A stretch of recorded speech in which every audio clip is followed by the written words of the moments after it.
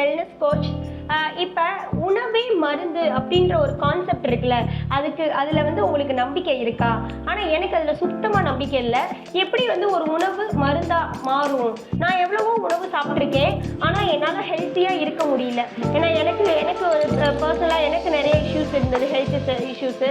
என் ஹஸ்பண்டுக்குமே சுகருக்கு நான் நிறைய டெஸ்ட் பண்ணியிருக்கேன், நிறைய பண்ணி பார்த்துருக்கேன். சிறுதானியம் எடுக்க சொன்னாங்க, கருப்பு கவுனி எடுக்க சொன்னாங்க, நிறைய அதாவது எப்படின்னா நேச்சுரல் ஃபுட்டே மருந்தாக மாறும் அப்படின்னாங்க. ஆனால் எனக்கு எதுவுமே ஒர்க் பண்ணலை. ஆனால் எனக்கு நான் கண்கூட உணவில் நம்ம ஆரோக்கியமான நியூட்ரிஷன் எடுக்கிறப்ப கண்டிப்பாக நம்மளோட நோய் நொடியிலேருந்து நம்ம வெளியில் வரலான்றத எனக்கு ஆணித்தரமாக நம்ப வச்சாங்க. ஸோ அப்படி என் ஹஸ்பண்ட் ஒரு 1 மந்த்லேயே அவருக்கு சுகர்லேருந்து ரெக்கவரி பயங்கரமாக கிடச்சிது. ஸோ அதை பற்றி அவர்கிட்டே கேட்டு தெரிஞ்சுக்கலாம். ஹாய், நான் ஆக்சுவலாக ஃபெலிக்ஸு.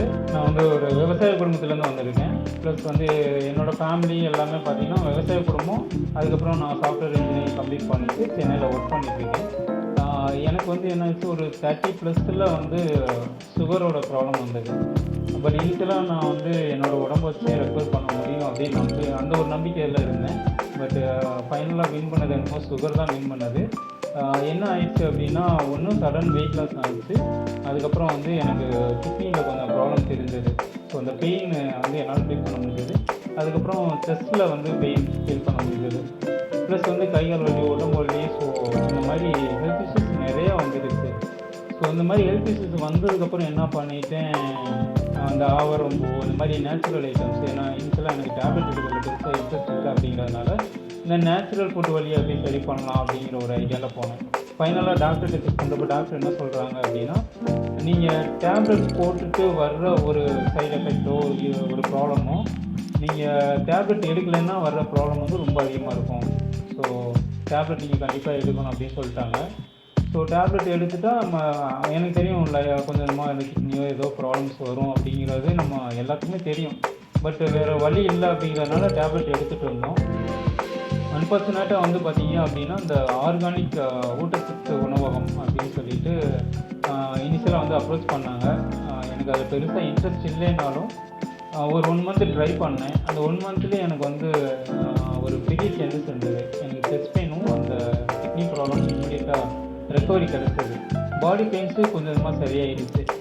ஸோ இப்போது எனக்கு வந்து அந்த மாதிரி ஹெல்த் இஷ்யூஸ் எதுவுமே இல்லை. ஸோ நான் தொடர்ந்து அதை ஃபாலோ பண்ணிகிட்டு இருக்கேன். அதுக்கப்புறம் வந்து என்னோடய ஒய்ஃப் வந்து இதை வந்து ஸ்டடி பண்ணாங்க.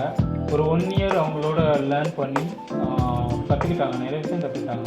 ஸோ லேட்டராக எங்கள் ஓனாக வந்து ஒரு சென்டர் ஒன்று ஓப்பன் பண்ணிட்டாங்க. ஏன் அப்படின்னா, நான் தான் அவங்களுக்கு என்கரேஜ் பண்ணேன். ரீசன் என்ன அப்படின்னா, சுகரால் வந்தவங்க, அது சுகரில் உள்ளவங்களுக்கு தான் சுகரோட அருமை தெரியும். அது என்னெல்லாம் பண்ணும் அப்படிங்கிற அந்த பிரச்சனை வந்து பார்த்திங்கன்னா அவங்களுக்கு தான் தெரியும். ஸோ அதனால் இது ஒரு சர்வீஸ் மைண்டில் தான் நாங்கள் இனிஷியலாக ஸ்டார்ட் பண்ணுறோம்.